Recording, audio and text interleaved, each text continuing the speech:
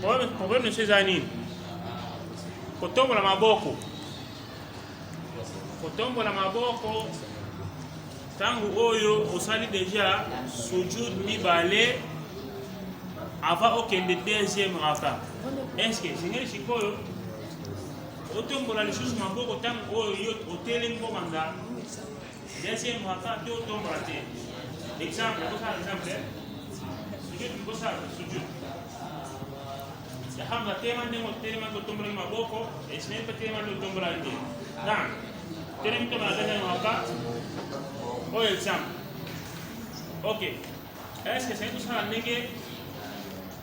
La Hamla. Asal itu c'est tout ça négué Ismaïl Asal. Dia kawan sudah lagi yang bohong. Awak usaha négué Ismaïl Asal. Wan dia tadi sun. Ah? Usaha négué Ismaïl Asal. Buat Muhammad sallallahu alaihi wasallam. Atum lagi apa kau naye? Dia pulang sama boye. Tumba kama la place kaka tuna kata mouvement dia tumba lagi abokule tumba ya takbir liboso pia tumba tama nya taruku tama hayo zuma ndia tumba lagi susu kata ngoyo ali ko banda hapa ya misa akwe kukutana tashahu ya koshe da sai sujud bila kusali dosa bila dosa kwa normal. Sali sujud itu bahasa exemple. Tu contempla o cora sujud ya mibale.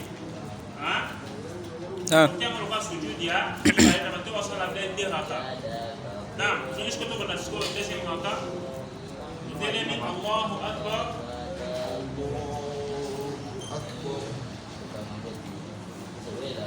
Kita desi. Ada apa anda? Mana aku?